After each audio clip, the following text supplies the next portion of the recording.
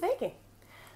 Šodien gribēju ar jums parunāt par starpsugu orhideju, kuras ir ļoti skaistas, forši ziedošas. Šī ir ļoti slavena. Šī ir saucamā Zviedrijas skaistule. Man liekas, arī tas man jāpārbauda. Man liekas, tā bija Zviedrijas skaistule. Saucās Buraģera Nelī Aisler. Nu, pat kā laikam nogalināja vārdu, bet nu labi. Ziedi ļoti skaisti, saldi smaržu, izcils zieds. Pirku es viņu lēti, pirku es viņu IKEA. Un ar to sākās stāsts. Pirmkārt, es nezinu, kāpēc IKEA neviens nekad ziedus nelaista. Viņi bija pilnīgi akmens savs. Un šī nav tā puķīte, kurai patiktu būt sausai. Jūs redzēt, tā sēdabalba šeit ir sarausies. Bet tas, ko es paņēmu vienu no gabaliņiem, kur viņa ir iestādīta, un es sapratu to, ka viņš man vienkārši brūk pirkstos kopā. Ka tur reāli tas materiāls, kas ir tagad, tas ir tāds zemes variants, te ir drupatas, un puķīti ilgi nedzīvos. Es taisījos gaidīt, kamēr viņi noziedēs, un tad ar viņu kaut ko darīt, bet tad es šorīt ieraudzīju, ka kaut kas par podiņu rāpo. Un ko tas nozīmē? Ka tur visdrīzākais ir kaut kādi vai nu gliemeži, vai nu kādi citi parazīti, kuri var arī labprāt paēst orhidejas saknes, pabojāt viņai jauno dzinumu un viss citādāk izpausties. Līdz ar to man viņa ir jāpārstāda tagad. Par šo puķīti runājot, daudziem cilvēkiem ir diezgan liels problēmas viņu audzējot, man īsti nē, bet tas, ko es varētu teikt, pats galvenais ir turēt viņu mitru, nē, bet nekādā gadījumā nepieļaut to, lai viņai substrāts izžūt kaut kad. Viņai visu laiku ir jābūt patīkamam mitrumam, nekādā gadījumā nedrīkst stāvēt peļķē, laistam kā parasti orhidejas, bet tas ir jādara biežāk. Ja jums liekas, ka viņi iet uz sauso pusi, ir jālaista noteikti, nevis jāgaida, kamēr viņi izžūs. Viņai patīk vidēja saule. Es varētu teikt, ka mazliet vairāk par felenopsi. Bet noteikti ne tieši saule, atkal aizkariņš, nepatīk liels karstums. Viņai patīk reāli viss vidējs un labs mitrums. Temperatūra, es viņu zem 15 grādiem neliktu, saka, esot pie 13 grādiem, bet zem 15 grādiem šādas orhidejas man netiek turētas. Un viņas aug tīri ok. Vēl, kas ir ar šo orhideju, man ir tāda sajūta, ka viņām tāpat kā zaiga petalumiem, ja jūs zinat, kaut ko par zaiga petalumiem, viņi ļoti labi māk nomirt. Un nomirt, ja viņiem ir kaut vai mazākā baktērija vīrus vai kas uzplīsies virsū vai gliemežs, viss viņiem būs ģībonis un viņi mirs nost. Līdz ar to šīm orhidejām abām divām es pieeju diezgan skurpulenti un es pieeju diezgan, varētu teikt, sterīli. Es viņas mēģināšu tīri turēt vienmēr, ja kādai lapai tur kaut kas, jūs redziet, uz zaiga petuluma man sākās kaut kāda puve, tas tika izgriezts ārā no veca auguma, viss ar kanēlu nosmērēts, viss apstājās jaunais dzinums, skaistas lapas. Es atkal lapām skatīšos, vai uz viņām kaut kas nesāk mesties.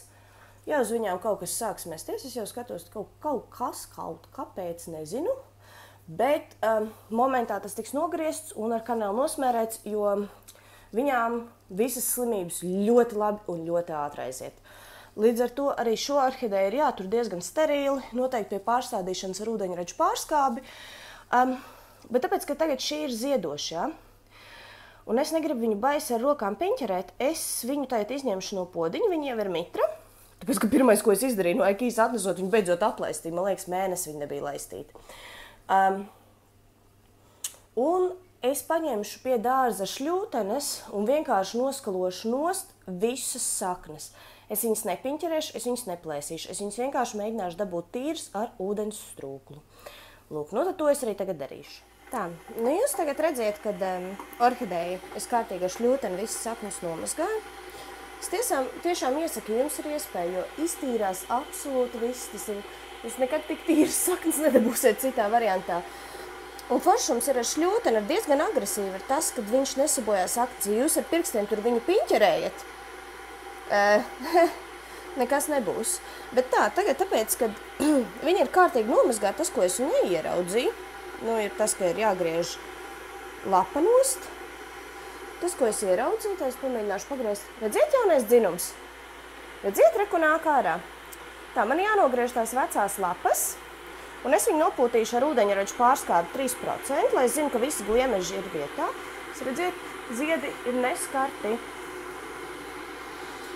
Ar 3% ūdeņražu pārskābes kārtīgi nopūšam visu saku sistēmu. Tā, lai, ja tur ir kāda oliņa,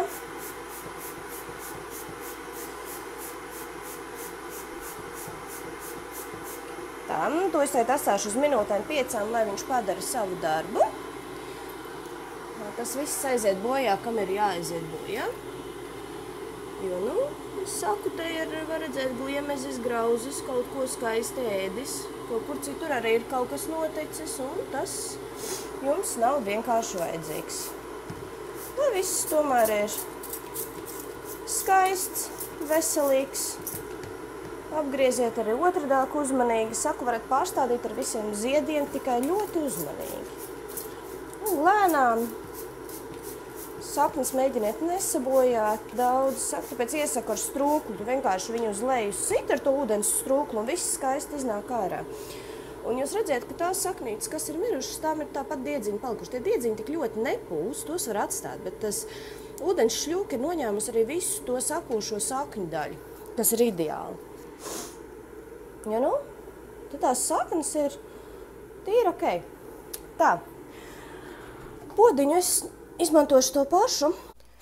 Jā, podiņu vienkārši izmazgāšu ar feiriju, pēc tam apliešu izmazgāto kārtīgi podiņu ar vienkārši karstu ūdeni no teikannas, tā, lai, ja tur vēl kāda baktērija palikusi, nu, viņai labu veiksmi izdzīvot pie verdošu ūdens. Stādīšu es viņu ceramisā, kurā man patīk stādīt šādu tipu orhidejas, tāpēc, kad viņš piedāvā viņām vairāk mitrumu. Atkal ir ļoti svarīgi šo orhideju tomēr turēt, ja aplaistīt, gaidīt, kamēr izskatās, ka tūlīt žūs un laistīt atkal. Nevis kā felenopsis, kuriem patīk, kad dieniņu 2 pasēdēšu es svaigā gaisā sausumā. Nē, šitā nebūs tā puķa. Šī puķa uzreiz vienkārši sāks sarauties, un jūs redzēt, ka te jau galvenā daļa raujās. Bet vēl viena problēma, ko es ar šo orhideju piefiksēju. Es redzēt, te ir jauns dzinums, varētu nākt. Ja mēs viņu griežam, te jau viens lielais jau nāk skaisti. Un blakus nāk vēl viens jauns dzinums. Un viņa bija iestādīta reāli tā podā, ka puse šī bija vienkārši zem zemes, kur ēd tārpi pie reizes. Es viņu mēģināšu stādīt mazliet slīpeniski, lai visiem šiem jaunajiem dzinumiem ir iespēja izaugt, skaistiem būt, un nevis tā, lai viņi būtu iegrūsti zemē. Ceramisu noteikti skalojiet, ja jūs viņu lietojat, skalojiet tā, kamēr vairs nekādi sarkanie putekļi nenāk ārā, jo putekļi var aizsist ciet poras saknēm, un tad augsts jums mocīsies, un jums liksies, kāpēc es ieliku tik labā foršā materiālā, viņa mocās, ir kārtīgi jāskalo. Tā, nu tad to es arī tagad izdarīšu, un tad jau, kad būs puķi iestādīti, runāsim tālāk. Tā. Nu, lūk, orhideja man ir pārstādīta. Jūs varat redzēt, ka es viņu iestādīju tā mazliet šķībeniski, bet tas bija ar iemeslu, tāpēc, ka es teicu, ka es negribu, lai kaut kas būtu aprakts. Es gribu, lai visas bulbiņas dzīvotu pa virsu, kā tam būtu jābūt. Tagad substrāts ir mitrs. Tad, kad jūs mazgājat podus vai substrātus, tomēr pievērsiet uzmanību. Tas ir epifīts, tas ir augs. Ja jūs liejat podiņu ar karstu ūdeni, ļaujiet viņam atzist. Vai jūs ceramisu mazgājat ar karstu ūdeni, ļaujiet viņam atzist. Un, lūk tā, man ir iestādīts podiņš. Es ļoti ceru, ka 2 jaunās daļas augs un ka ar ziedņiem nekas nebūs, jo es tiešām centos būt ļoti uzmanīgi, bet es zinu teikt, ka orhidejā nav neviens parazīts, nekā, viss ir tīrs, svaigs, un orhidejā vajadzētu justies labi. Atkal skatieties, kad viņi ir jālaist, ja virsiņā ceramisam kļūst tāda mazliet gaišāk, laistiet! Un ļaujiet podiņam kārtīgi notecēt, un tikai tad lieciet dekoratīvajā podiņā, lai nebūtu apakšā peļķi. Vēl par šo orhideju es tiešām neiesaku viņu smidzināt. Šī orhideja, tāpat kā zaiga petulums, necieš smidzināšanu. viņai lapas uzreiz saķer kaut kādas baktērijas un tā tālāk. Labāk turiet vienkārši blakus kaut kādu mitruma trauku vai vienkārši turiet logu vaļā, jo pārsvarā tas gaiss nav tik šausmīgi sauss. Ja jūs viņu labi laistīsiet, nemirs viņa jums nost, ja jums arī nebūs tur 60–70% relatīvā mitruma. Tā kā jā, vienkārši rūpēties, lai viņai būtu labs mitrums un lai viņa neceptos saulē. Lūk, mierīgi lieciet klāt arī felenopsim, varbūt mazliet gaišākā vietiņā aiz aizkariņa, un tad, kad felenopsis laimīgi žūst, lai šī stāv forša mitra. Bet vēl kaut kas ir. Visu manu griešanu, viņai bija viena maza bulbiņa, kas ir pati pirmā, no kā ir orhideja augusi, vecākā pseida bulba, kaut gan liekas šausmīgi maziņas salīdzinājumā ar pašu orhideju. Tas tāpēc, ka viņas aug lielāks un lielāks un lielāks. Viņa ļurkājās un viņa bija zema, man viņa būtu tiešām jāliek dziļi podā, līdz ar to es izvēlējos to nedarīt. Un es jums parādīšu, ko es ar viņu darīšu. Tātad, ko es ar viņu darīšu? Pastieties iepriekšējo video, kas ir ar nosaukumu Orhidejas mirst, ko darīt. Šī ir manā Brassija orhideja, kas arī ir aizmugures pats mazākais dalījums, kuriem vairs nevajadzētu neko jaunu dzīt, bet paskatieties, šī metode tiešām strādā. Šī ir vecā sēdu bulba, kuru es piesēju pie vienkārši ķīniešu kociņa ar kneģīti un kārtīgi mitrās, nesaštaukātās svagnumsūnās un tur kārtīgi mitru ar labu ventilāciju. Nu re, būs vēl viens pretendents. Arī tāpat kārtīgi iespraudīšu, lai stāv 2 brāļi. Varbūt šī arī izdomās dzīt jaunu zinumu. Un ko tas nozīmē? Tas nozīmē, ka var augt jauna orhideja. Un kāpēc gan nē? Nekad jau nevar zināt, vai tā, kurā jums tagad ir, neaizies bojā. Varbūt tikmēr jau jums būs jauna izaugusi. Es zinu, ka daudziem cilvēkiem, kur audzē orhidejas, kuriem ir daudz orhidejas, liekas, priekš kam tu ņemies, priekš kam tev tie mazie, tiešām mēsliņi, viņi aizņems gadus. Bet man nepatīk lietas mest ārā, un man ir interesanti skatīties, ko un kā dara orhidejas. Lūk, tāds, variants. Lūk, ja ir kāds jautājums, noteikti uzdodiet komentārā, mēģināšu atbildēt vai uztaisīt video, un parakstieties, lieciet laiku. Paldies!